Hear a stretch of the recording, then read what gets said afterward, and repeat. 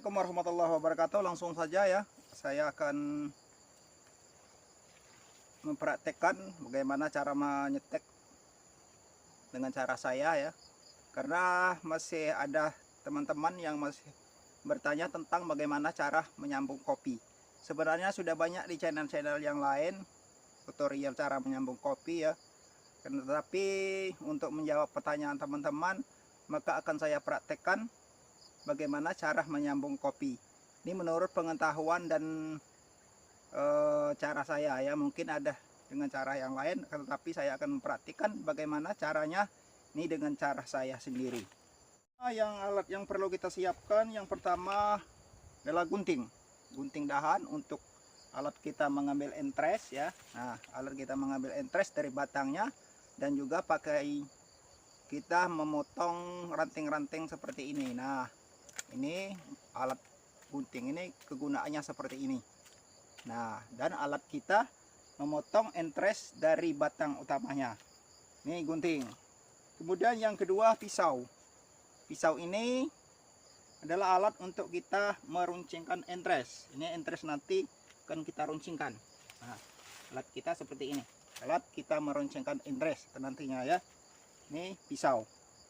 Kemudian ada lagi gergaji kecil, gergaji yang matanya ini sangat halus ya, untuk kita memotong batang utama seperti ini. Nanti kita akan potong menggunakan gergaji yang kecil ini. Kalaupun kita tidak mempunyai gergaji yang kecil seperti ini, bisa kita memakai gunting seperti ini. Nah, akan tetapi harus kita ulang lagi potongannya nanti dengan pisau seperti ini. Bisa juga kalaupun kita tidak mempunyai gergaji yang kecil seperti ini, langsung kita potong menggunakan pisau yang kecil seperti ini. Nah, inilah alat-alat yang kita gunakan. Kemudian ada lagi ini plastik dari kantong, bisa kita beli di toko-toko plastik atau di pasaran bisa kita beli. Ini biasanya ini satu kantong ini kan harga 20.000 sampai 22.000 ya. Nah, ini kantong plastik untuk sebagai songkupnya. Kemudian ada lagi tali ini nanti untuk kita mengikat entres, sekaligus juga kita mengikat sungkupnya nanti. Nah, ini dia alat-alat yang perlu kita pakai untuk dalam penyambungan batang kopi seperti yang akan saya praktekkan ini nanti. Langsung saja kita praktekkan. Mungkin video ini nanti akan agak panjang karena akan saya jelaskan secara detail. Pertama-tama kita potong menggunakan gergaji ini. Nah, kalaupun kita tidak mempunyai gergaji, bisa kita potong menggunakan pisau alat kita meruncingkan entresnya nanti ini. Tapi biasanya saya menggunakan gergaji kecil ini. Saya potong saja dengan gergaji kecil ini. Nah, saya potong dengan gergaji kecil ini. Karena saya mempunyai metode 3 metode. Yang pertama saya menggunakan cara sambung sisip. Yang kedua saya menggunakan cara sambung belah. Dan yang ketiga menggunakan cara tempel. Nah, untuk cara yang ketiga ini cara yang jarang dipakai apabila tidak mempunyai tunas air seperti ini, baru saya pakai. Ini cara yang ketiga. Untuk cara yang pertama ini kita praktikkan dulu cara sambung sisip. Jadi sambung sisip, yang dimaksudkan sambung sisip yaitu saya mengelupaskan kulit ini, kulit batang utamanya, kemudian kita sambungkan entresnya. Kemudian kalau sambung belah, baik itu sambung belah samping ataupun sambung belah tengah, batang utamanya baru kita belah, kemudian kita sambungkan entresnya itu. Jadi kita praktikkan dulu yang mana ya, kita praktikkan dulu yang sambung belah. Kita praktikkan dulu sambung belah. Pertama-tama kita belah dulu ini ya, kita belah dulu ini. Nah, kita belah dulu sedikit saja. Kita praktikkan sambung belah samping ya. Sebentar, kita dekatkan dulu kameranya. Kita belah dulu belah samping. Kita belah dulu samping sedikit saja di samping ini ya. kita perhatikan cara belah samping. Nah ini, setelah terkelupas kulitnya begini, baru kita runcingkan entresnya. Perhatikan cara saya meruncingkannya. Gini ya, salah satu sisinya boleh dari sini, boleh dari sini, atau dari yang agak pipih ini juga tidak apa-apa, umpama dari sini atau dari sini. Nah ini kita praktekkan saja yang dari sini ya. Kita runcingkan panjang seperti ini. Nah panjang, usahakan panjang seperti ini untuk salah satu sisinya. Kemudian dari sisi yang sebelahnya kita potong sedikit saja, tidak usah panjang-panjang seperti yang sebelah sininya, tidak usah panjang-panjang, sedikit saja ya. Nah seperti ini sedikit saja, baru kita potong ini. Jangan kita potong dulu baru kita runcingkan, karena kalau sudah kita potong ini, kalau sudah pendek, kita agak kesusahan ketika kita meruncingkannya. Untuk memegangnya ini kesusahan kita kalau sudah kita potong dulu. Nah ini baru kita potong. Terus yang sebelah ini tadi kenapa kita hanya meruncingkan sedikit saja? Nah jika kita runcingkan panjang seperti yang sebelah sini kan ini namanya luka. Jadi luka pada kayu ini kita sebut saja luka ya. Jadi apabila luka ini, kalau kita banyak meruncingnya seperti ini yang satu sisinya ini, jadi waktu pemulihannya akan memakan waktu yang lebih lama. Ini kan luka ini harus dipulihkan dulu. Nah jadi makanya kita runcingkan sedikit saja seperti ini. Seumpamanya tidak kita runcingkan juga tidak apa-apa. Tetapi yang lebih pasnya kita runcingkan, karena pertemuan ini nanti ya. Nah untuk runcingnya yang sedikit ini nantinya begini, lihat. Waktu kita memasangnya nanti begini. Nah waktu kita pasang seperti ini. Nah nanti dia bisa menyatu dengan yang sebelah sini ini. Nah dengan kelupasannya yang sebelah luar ini, dia menyatunya nanti begini dia waktu pemulihannya. Nah dia bersatu seperti ini waktu pemulihan kambium itu menyatu nanti. Kambium yang ini nanti menyatu dengan yang ini. Nah jadi kalau kita kelupas panjang, umpamanya yang sebelah sini panjang juga, yang ini nanti sudah jelas yang ini akan mati, akan menghitam ini nanti ya.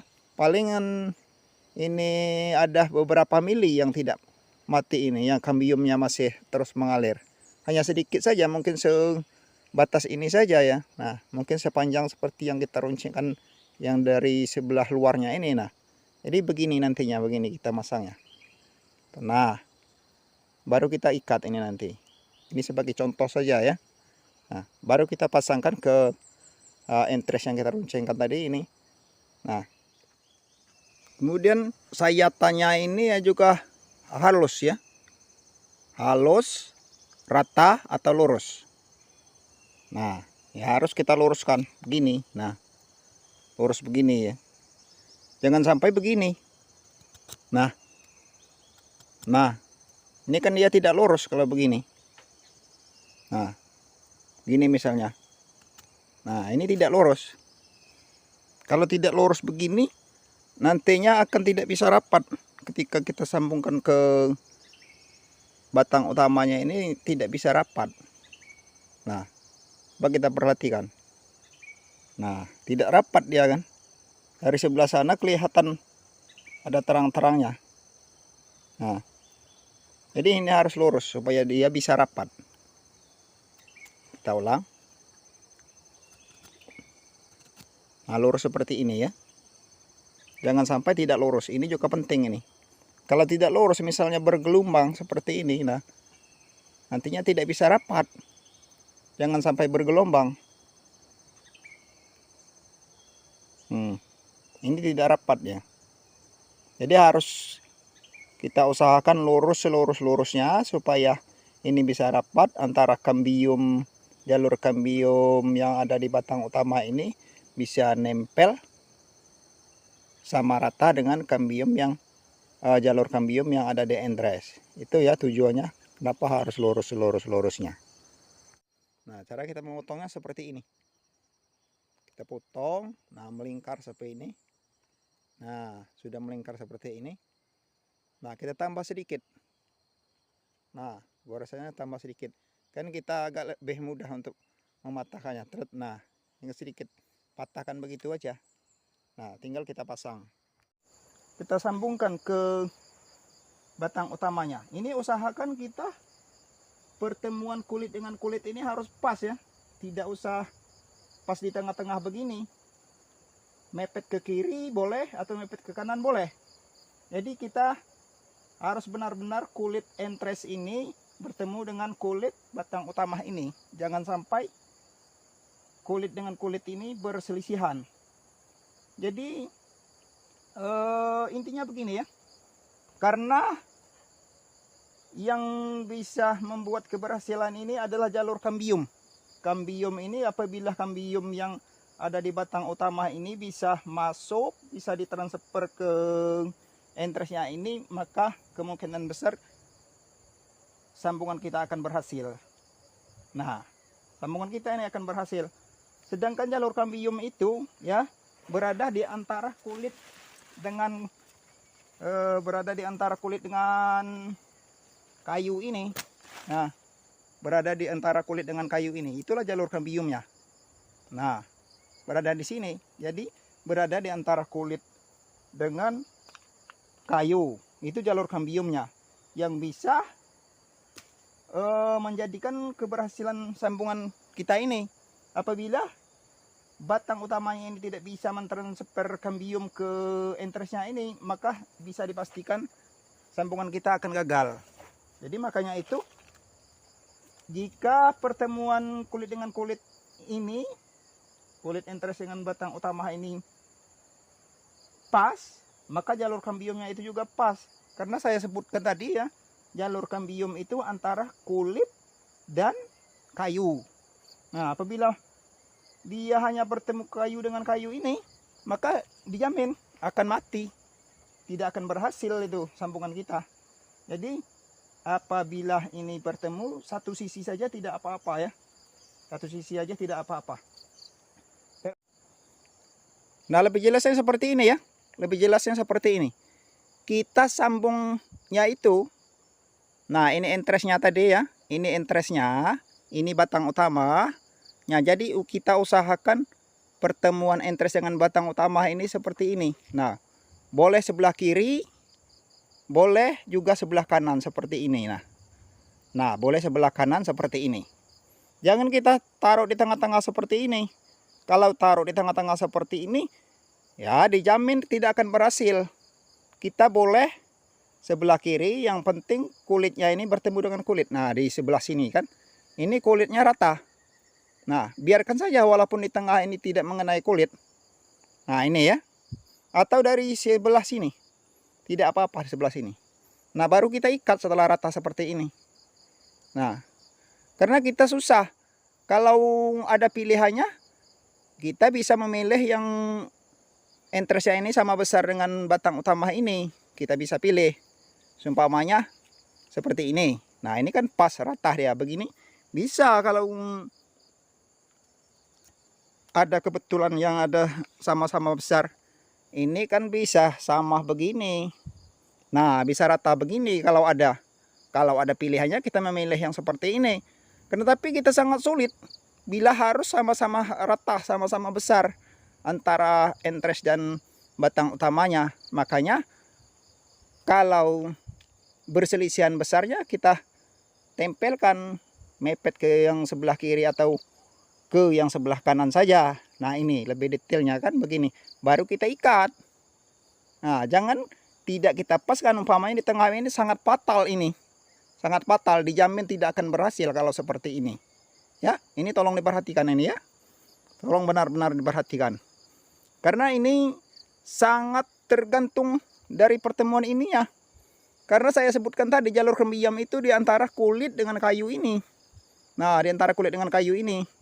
Ini semua jalur kambium. Nanti yang bisa mengantar kambium itu di antara kulit dan kayu ini.